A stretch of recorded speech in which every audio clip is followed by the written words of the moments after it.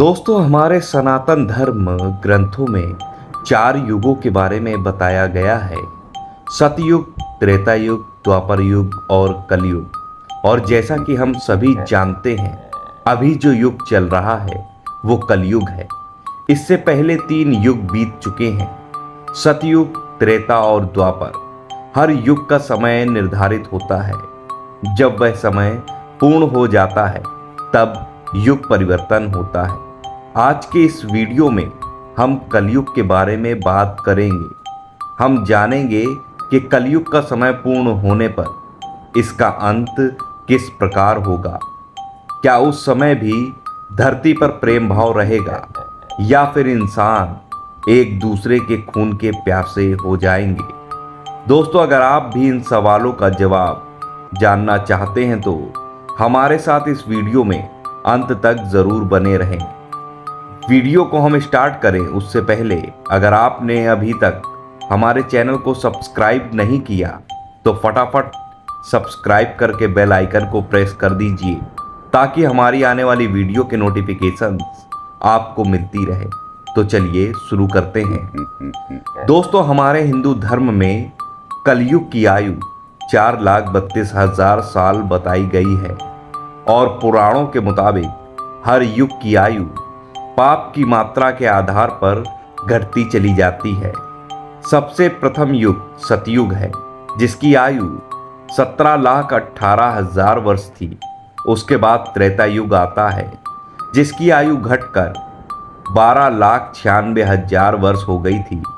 त्रेता युग के बाद द्वापर युग आया, जिसकी आयु 8,64,000 वर्ष थी। और अब चल रहा है कलयुग, जिसकी आयु सिर्फ 4,32,000 साल मानी गई है। इस समय कलयुग का प्रथम चरण चल रहा है, जिसके 5,000 साल वर्ष 2016 में पूरे हो गए थे। यानी अभी कलयुग के अंत आने में 4,27,000 वर्ष बचे हुए हैं। जब यह समय काल पूरा हो जाएगा, उस समय धरती पर पाप अपने चरम उत्कर्ष पर होगा। तब भगवान विष्णु इस धरा पर कल्कि अवतार में अवतरित होंगे और पापियों का संहार कर वैकुंठ लौट जाएंगे। इसके बाद इस धरती पर भयंकर प्रलय आएगा, जीवन समाप्त हो जाएगा और एक बार फिर से नए युग की शुरुआत होगी। लेकिन जैसा कि मैंने आपको बताया, कलयुग का अंत आने में अभी बहुत समय बाकी है। कलयुग का अंत एवं अंतिम चरण कैसा होगा, इसका उल्लेख हमारे धर्म ग्रंथों में मिलता है। अधर्म अपने चरम उत्कर्ष पर होगा। पुराणों में इस बात का साफ उल्लेख है कि कलयुग के अंत में पाप की मात्रा बढ़कर 75% और पुण्य की मात्रा घटकर 25% रह जाएगी और धर्म के चारों स्तंभ तप, सत्य, शुद्धि और दया में सिर्फ दया ही इस युग में रहती है। लेकिन वह भी कलयुग के अंत तक पूरी तरह से समाप्त हो जाएगी। हर जगह चोरी, डकैती, लूट पाट और हत्या जैसे अधर्म होंगे। समाज हिंसक हो जाएगा। मनुष्य में काम, क्रोध, लोभ, द्वेष जैसी भावना देखने को मिलेगी। लोग सामने वाले का हित देखना पसंद नहीं करेंगे। इस युग में सिर्फ अधर्म का बोलबाला होगा। लोग अल्प बुद्धि होंगे। उन्हें दूसरों के अहित में अपना हित नजर आएगा। लोग एक दूसरे की संकट में सहायता नहीं करेंगे और अपने स्वार्थ के लिए अपने सगे का ही अहित करने को तैयार रहेंगे। यहाँ तक कि इंसान के ही खून का प्यासा हो जाएगा। शक्ति के आधार पर न्याय होगा। दोस्तों, भागवत पुराण के मुताबिक कलयुग के अंत में ऐसे लोग ही सत्ता पर काबिज होंगे जो झूठे होंगे, फरेबी होंगे, डींगे हाँकेंगे। ये लूट खसोट कर अपनी प्रजा का ही खून चूसेंगे और प्रजा इसे ही अपना हित समझेगी। कलयुग के अंत में हिंसक घटनाएं बढ़ जाएंगी। स्त्रियां और बच्चे सुरक्षित नहीं रहेंगे। स्त्रियों के साथ दुष्कर्म होगा और छोटे छोटे बच्चों के साथ भी अनैतिक काम करने में लोग पीछे नहीं रहेंगे।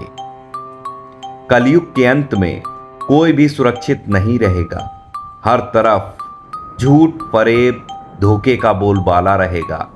न्याय केवल शक्ति यानी ताकत के आधार पर होगा।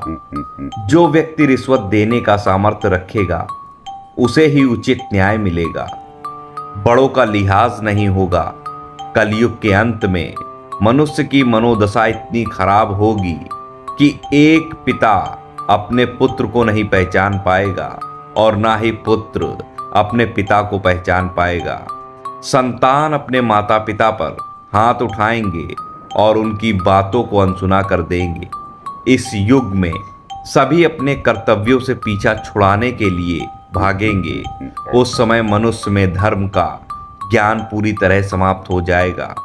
स्त्रियां अपने पति की इज्जत नहीं करेंगी और पराये मर्दों से संबंध रखेंगी। केवल धनवान व्यक्तियों के पास ही महिलाएं रहेंगी।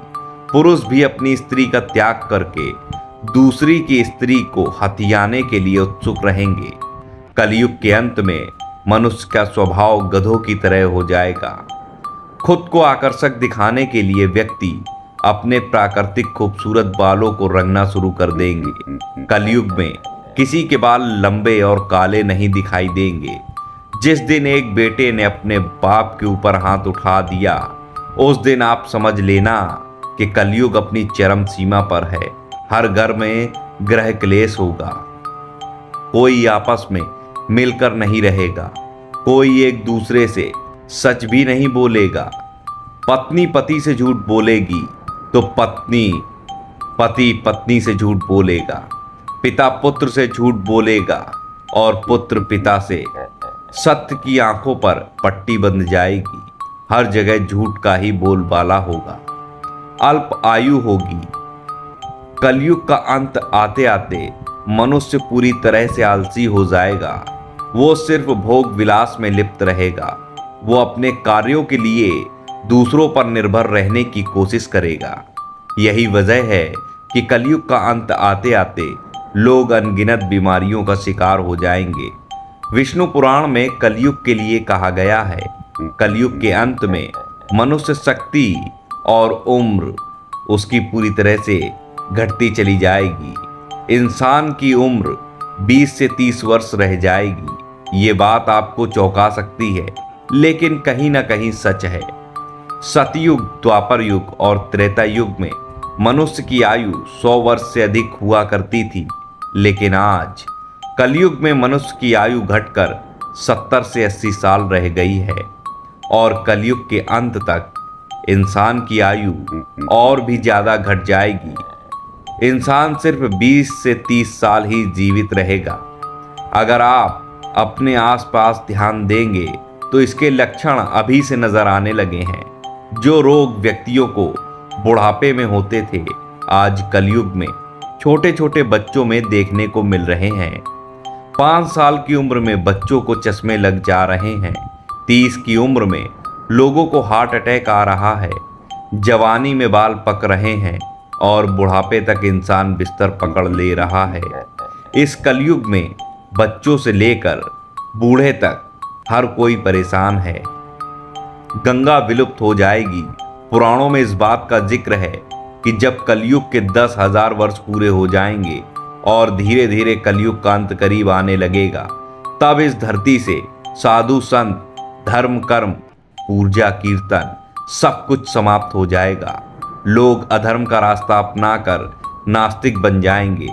कुछ लोग हिंदू धर्म का त्याग कर अपने को अन्य धर्म में अपना लेंगे।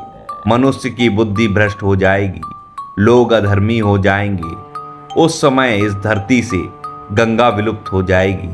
और जैसा आप सभी जानते हैं कि कलयुग में पद्मा और सरस्वती नदी का पहले ही लोप हो चुका है। इस समय धरती पर सिर्फ गंगा ही बची है। वह भी कलयुग के अंत तक विलुप्त हो जाएगी। अन्न नहीं उगेगा। कलयुग के अंत में संसार की दशा बद से बदतर हो जाएगी। पृथ्वी पर मौजूद सारी नदियां सूख जाएंगी। पानी की कमी चारों ओर हाहाकार मचा देगी। मौसम में कई तरह के बदलाव होंगे। अनियमित सर्दी, गर्मी, बरसात होगी। ऋतु का परिवर्तन लोगों को परेशान और दुखी करेगा। अन्न नहीं उगेगा, धरती का हर एक इंसान मांसाहारी हो जाएगा। लोग अपना पेट भरने के लिए जानवरों को मारकर खाने लगेंगे और कलयुग के अंत तक जानवर भी पूरी तरह विलुप्त हो जाएंगे। इसके बाद इंसान अपना पेट भरने के लिए इंसान को ही मारकर खाने लगेगा। उस समय हैवानियत की सारी हदें पार हो जाएंगी और तब इस धरती को पाप से मुक्त करने के लिए भगवान विष्णु अपने कल्कि अवतार में अवतरित होंगे। पुराणों के अनुसार भगवान कल्कि का जन्म संभल नामक स्थान पर विष्णु ऐसा ब्राह्मण के घर पुत्र के रूप में होगा। भगवान विष्णु का ये रूप 64 कलाओं से युक्त होगा। भगवान विष्णु अपने कल्कि अवतार में देवदत्त नाम के सफेद घोड़े पर सवार होकर पापियों का संहार करेंगे और धर्म के पुनर्स्थापना करेंगे। हमारे पौराणिक धार्मिक ग्रंथों में इस बात का जिक्र है कि द्वापर युग में जब भगवान श्री कृष्ण अपना शरीर त्याग कर वैकुंठ लौट जाते हैं तब कलयुग की शुरुआत हुई थी। ऐसे में जब भगवान कल्कि पापियों का नाश कर वैकुंठ लौट जाएंगे तब सतयुग की शुरुआत होगी। दोस्तों, ये थे कलयुग के अंत के होने से पहले दिखाई देने वाले लक्षण। इस वीडियो में फिलहाल इतना ही। आप हमारी ये वीडियो देश के किस शहर से देख रहे हैं कमेंट सेक्शन में कमेंट करके ज़रूर बताएं। उम्मीद है आपको आज की ये वीडियो ज़रूर पसंद आई होगी। मिलता हूँ एक नई जानकारी के साथ नए वीडियो में। तब तक आप सभी को राधा वल्लभ श्री हरिवंश।